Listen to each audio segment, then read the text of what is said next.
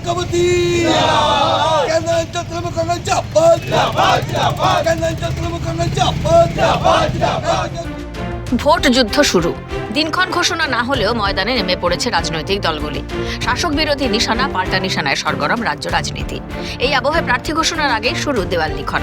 পাণ্ডবেশ্বর বিধানসভা অঞ্চলের কেন্দ্রা এলাকায় বর্তমান বিধায়ক নরেন্দ্রনাথ চক্রবর্তীর নামে দেওয়াল লিখন শুরু কর্মী সমর্থকদের। কেন্দ্রা অঞ্চল তৃণমূল সভাপতি ও কেন্দ্রা পঞ্চায়েত তৃণমূল সদস্য যমুনা ধীবর শুরু করলেন দেওয়াল লিখন। তার বার্তা, যখন ডাকি তখন পাই, নরেন তাকেই চাই। এদিকে প্রার্থী কে হবে দল ঠিক করবে দলের কর্মীরা। আবেগতাড়িত হয়ে দেওয়াল লিখন করেছেন প্রতিক্রিয়া পাণ্ডবেশ্বরের তৃণমূল বিধায়ক নরেন্দ্রনাথ চক্রবর্তীর। ওরা ভুল করছে, লিখতে জোড়া ফুলকেই চাই। মমতা বন্দ্যোপাধ্যায় ক্যান্ডিডেট ঠিক করবেন, যিনি ক্যান্ডিডেট হবেন তিনি প্রার্থী হবেন, তিনি দলে জিতবেন, এটাই আমাদের নিয়ম। কেউ তো অতুৎসাহী লিখছে, হ্যাঁ, তাদের আমি মানা করেছি, তাদের বলেছি যে এরকম না লেখা চাই।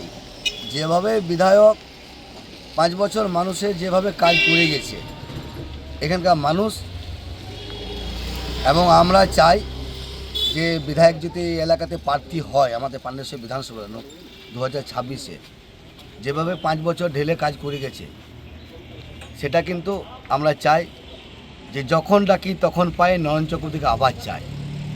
এটা আমরা দলের স্লোগান লিখেছি।